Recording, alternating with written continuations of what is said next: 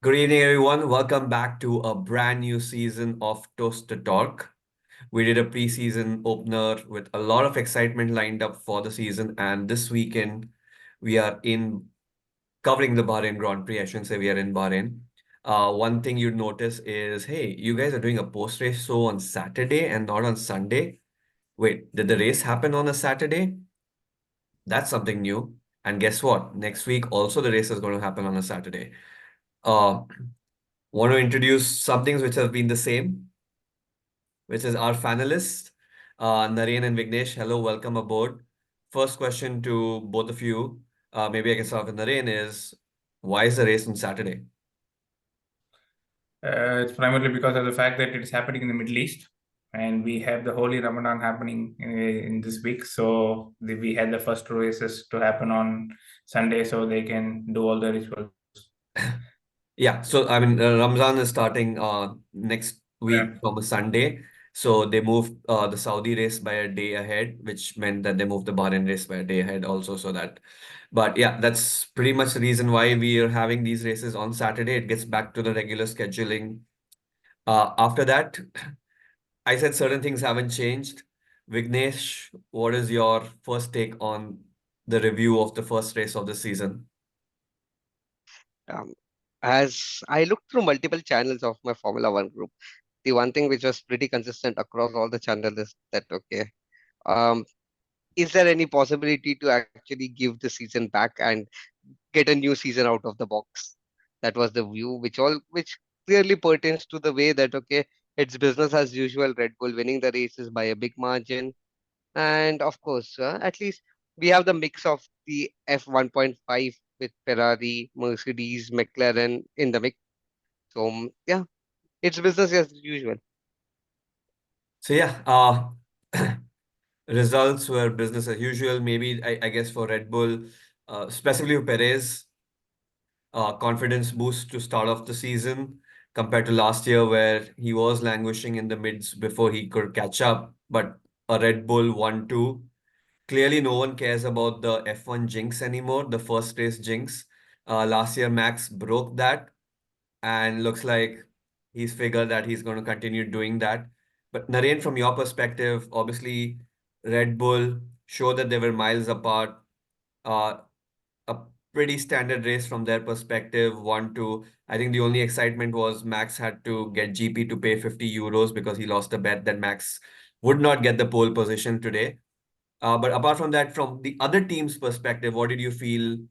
What did 2024 start seem like? Do we have promise? Are there unbroken promises? Are there broken promises based on what you saw so far? Okay. Uh, in my opinion, maybe we can still see the likes of Ferrari being in the second constructor championship, given the fact that it was Red Bull 1-2 and Ferrari 3 and 4, compared to last year opening where we had Red Bull 1-2, but the 3 and 4 were a mix of Aston Martin and Ferrari. So this year you see the Ferraris are still kicking, but only time can tell because Ferraris are not very consistent with the development they do the car and also on track. So we'll have to see. This is number one. Number two is that I was actually expecting that, given the fact that Alonso was giving a run for in the people's money by going very close to P3 in the qualifying, I thought he would at least come in P3, but sadly he didn't make it. Maybe they will have to, or they will be in one of the top threes going forward in the future. My biggest disappointments comes from Alpine. Obviously, they were not really good at all. They had a very poor qualifying session. So overall, it is still a mixed bag. If we consider if we completely remove the top guns of Ferraris and Red Bulls and probably a little bit of Mercedes and Aston Martin, it is still a mixed bag in the midsection and the end. But only time can tell. Only one race can't really say what is happening, because last year we thought, okay, Sergio Perez will be the second, He had a very tough season in between, and he came back. So only time can tell. Makes sense. Vignesh, what are your thoughts? Yeah, so from the get-go, I would say that okay, seeing the first race of the season, right? I would say that okay, Lewis Hamilton made a good move for 2025. He can clearly see that okay, Ferrari are way better as compared to Mercedes, McLaren, and others. So that simply sees a step forward, and it seems that okay, Ferrari might challenge for the constructors. And so his move, which people had dubbed as another not so good move, has been proving to be better. One thing which Ferrari would be again doubting is that did they get the right driver in? They should have gone for Carlos Sainz than Leclerc. That's a pretty debatable topic, but yeah, one thing. Apart from that, I see Williams have made McLaren have made a considerable progress. The one team which has dropped down considerably is Alpine, who are performing good, and the quali says that okay, they are the worst team, and Haas is better than them, which should give a respite to Haas. But yeah, that's how the entire thing stands. And of course, overall, I would say that okay, the only American driver in the grid is giving us at least some drama to play with. But apart from the fact that a lot of this sounds like hope against hope, that we have an exciting season lined up, in terms of technical changes that have come about this year, would love to hear your thoughts because that could potentially play a role in mixing things up as like you highlighted, right? Like Hamilton's been looking at the 2026 roadmap, and that's one of the reasons why his shift to Ferrari has been justified. That he feels that Ferrari is lining up very well for 2026 when we have a lot of changes in play and how they're going to play out. But just looking at this season, what are the technical changes and how much of the technical changes do you feel will make a difference this season?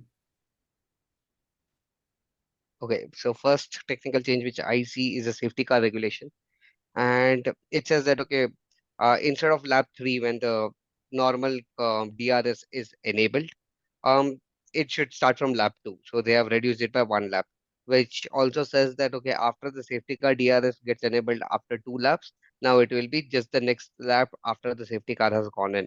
How this is going to impact is first is drivers would not get that much time to warm up their tires. Two laps was considerable enough to warm their tires to a optimum grip to bring it to speed and get the DRS get going. Now it will not be. Second, with two laps, drivers in the front had an opportunity to build a gap. Now that's gone. They could have taken that two laps to get the other person not getting a DRS. Now that has been gone. So substantially now you have lesser laps to defend of a DRS from your opponent, and that's where the strategy will change. I would see defense taking place better, and people who are good at defense would be shining well. Shout out to our ministers of defense. Mhm. Yes. Maybe one more thing that actually caught my eye when I was looking at the technical regulation changes is the way how FIA has been dealing with the appeal process. Uh, Probably from the last year, they have cut down the appeal process time from 14 days to 4 days, if I remember it correct from what I've seen from Wikipedia. This allows actually people to not give false allegation or probably take more time to see what was wrong in the other car and then give probably bad moves to the other teams. So this is actually a good way to look at it, but obviously teams like Red Bull will obviously find a way to go ahead and do something of their own, which we'll see. Yeah, I mean, speaking of And Red Bull and things that they do on their own, one thing that I didn't want to talk about was just between our previous episode and this episode, there was a huge furrow around an allegation that was put against Chris Horner on uh yeah, an allegation of, why am I blanking out on the word, but misconduct is what I was looking for. Yeah.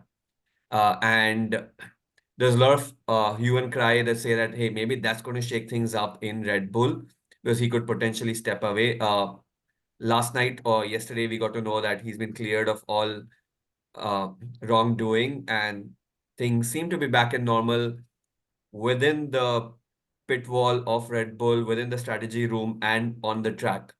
But wanted to hear your thoughts on, based on, there were some leaks that came out and things like, what's the buzz that's going on in the community about what happened with Red Bull and Horner, to be specific? Okay, do you want me to start? Go ahead. Yes, yes, go Okay. ahead.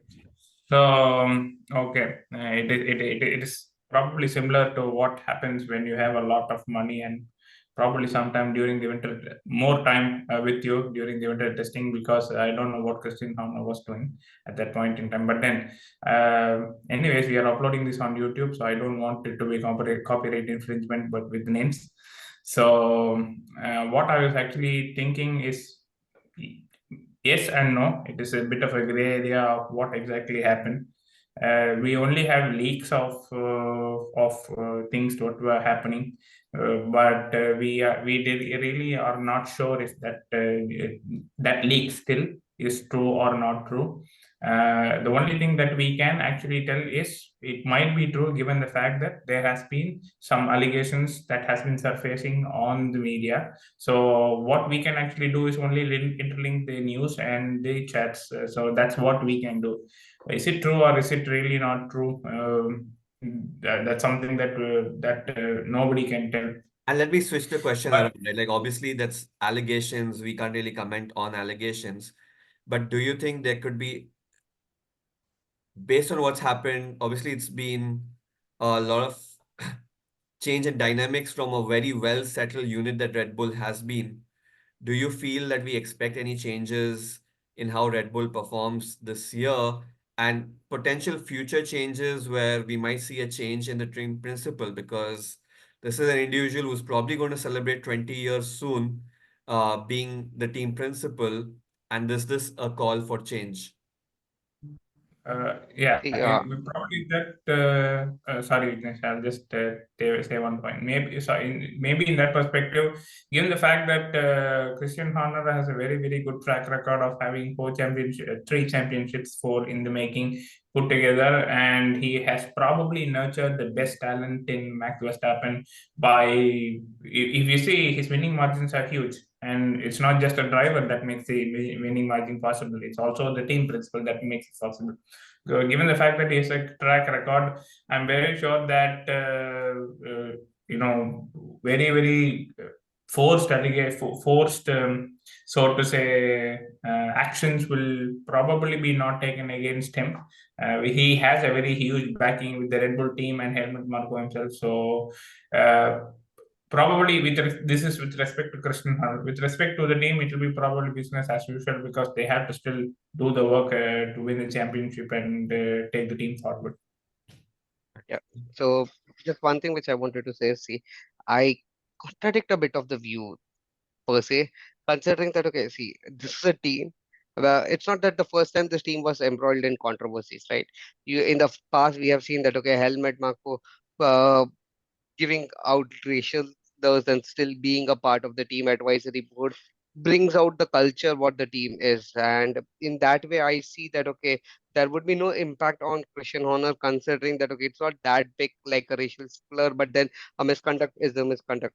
I would also would like to point out the timing of the leaks, because it was brought out after the independent, so-called independent investigation completed their investigation and set Christian Honor free.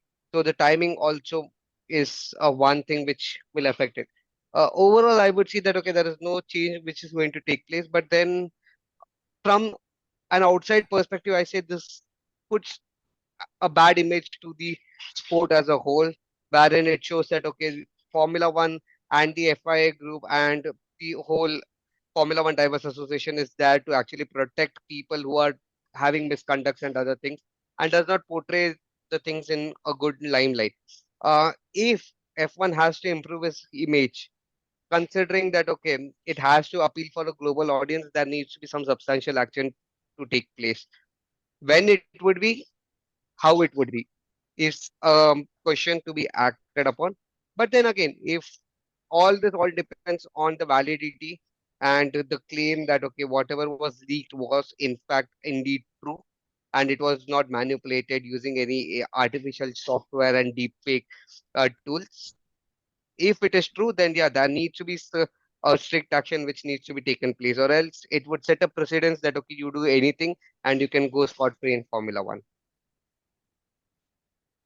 Yeah, I mean, keeping that allegations aside and part of technology, if you're winning, then I think you do get a free pass in a lot of cases. At least where that's what we've seen on the track. There's been a lot of debates to our previous episodes where judgments, rulings have gone for Red Bull specifically versus their competitors, and I think we've discussed that time and again.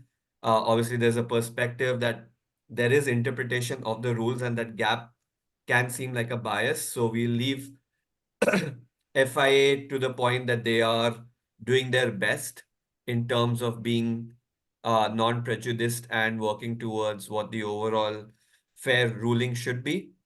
But that said, as we move into next week, which is really quick, Saudi Arabia is coming up, similar region, a faster paced track. I remember the first time when uh, Saudi was going to debut, the drivers were worried about the speeds that they were hitting and they had to sort of slow it down. But it still remains one of those fastest tracks. Based on the performances that we have seen so far in the qualifying and the race that we had, do you expect any changes or what are your predictions for the Saudi Grand Prix race? You can exclude the Uh, fact that the first person might still be Max Verstappen, will probably be Max Verstappen. But let's talk about positions two onwards. Maybe okay. It's still a mixed bag, but then I still give my shout out to Sergio Perez because of the fact that Jeddah is still a street track, and Sergio Perez is a street king. And we can also not remove the fact that Alonso is very, very good in defending in street track specifically. He has proven multiple times. So, if he has a very good practice pace, if he has very good qualifying pace, and he lands up in one among the top five at least, he still has a chance for the podium.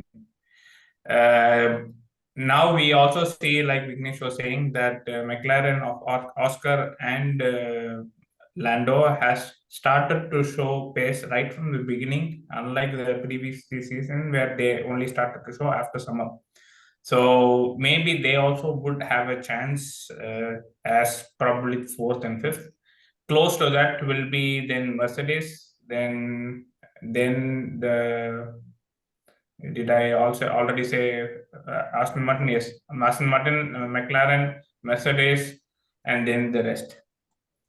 So, uh, that's a wonderful prediction, I would say, from Naren, because he has excluded Ferrari out of the back, uh, which actually says that, okay, see, if asked about my prediction, I would always say that, okay, I'll go with Sergio Perez, just because time and again, Sergio Perez has shown that, okay, in the first half of a season, he can be consistent. His form drops in the second half, and that would be evident in this season also, I believe.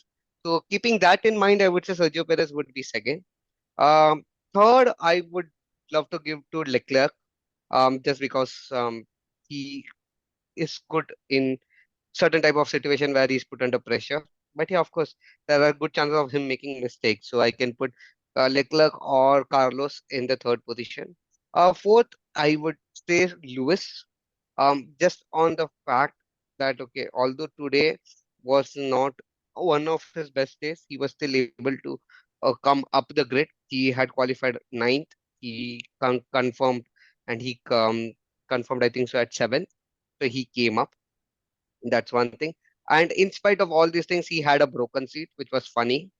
And you never know that, okay, how a broken seat shifts the driver's dynamics. Because then, normally, while driving a car, if the seat is not aligned properly, you face backaches. You are unable to drive properly with concentration at a higher level. And Formula One requires a lot of this concentration. So, keeping that in mind, getting a seventh is a wonderful result for Lewis. And that's the reason I expect him to come higher up. Of course, Russell will be there. Um, if you ask me, McLaren are still, I would say, Lando is a great person. Same with Oscar, but they still don't have this, how I say, the level of expertise and Experience. experience to go against these behemoths like the bigger teams. So that's why I'll just keep them a bit lower than these two. Aston Martin, of course, Alonso is doing great. I really believe that after his one small crash which had taken place, that accident, after that he has started reverse aging. That's my theory going forward. So that's why I believe Alonso will be doing better. There is nothing I expect from Stroll. Anything above 17 is his best to a position according to me. After that, we have the final, which is Williams, which is in case of that, Albon is one guy. I would say that okay, he can do great. Other than that, the great remains as usual. Yeah, so I think the curious case of Fernando Alonso is the X factor in shaking things up. And let's see how that plays out next week. It's interesting that with Hamilton with a broken seat, you placed higher than Russell, who seems to be so far more gelled in with the machine. But one race is too early to say anything, and then you're talking about a multi-year world champion who obviously, as he looks to even switch next year, will want to finish off with a bang here rather than have any question marks put into him to on his performance to say that he didn't give his best because he was looking to move. And that's something I know that we've seen through the years that he's been very driven about his performance and his passion and dedication towards whichever team he's worked on and in every race, irrespective of how bad the machine has been. So keeping all of that in mind, a fast-paced track next week, street circuit. Let's see what's lined up. Uh, it's too early to say whether we're going down 2023 repeat. Doesn't seem so far, except for the fact that Max seems to be maxing things out. But let's see how everyone else plays out. And obviously, as we discussed in our preseason, this is the season where, at the end of which, a lot of seats open up and the opportunities open up for drivers to move around. So everyone's trying to be doing their best to see where they can land up into next season. Otherwise, as Vignesh highlighted, there's always F2, which we all should probably shift to. And quick shout out from an India perspective, Vignesh, if you want to share quick updates on the F2 before we close out. Yeah. One good thing is that for the first opening season of F2, we had Kush Miami from India who had scored the pole position. Although, yeah, he finished fifth, but it's a great view from an Indian perspective that, okay, we have Indian talents rising up after Narayan Karthikeyan and Karun Chandhok. So yeah, I think 2026, 2027 has a lot more for us apart from the technical changes, potential Indian drivers in F1. With that, Yeah, of course, his brother is also there. oh yeah. With that, Vignesh and Naren, thank you for your time today on our next episode of Toaster Talk. And to our viewers, welcome back to a new season. We're hoping things shake up and drop in your comments and thoughts in the comment section. Like, share, subscribe, like we always do, to another season of Toast the Talk on the Toast Network. And good evening, good night to everyone.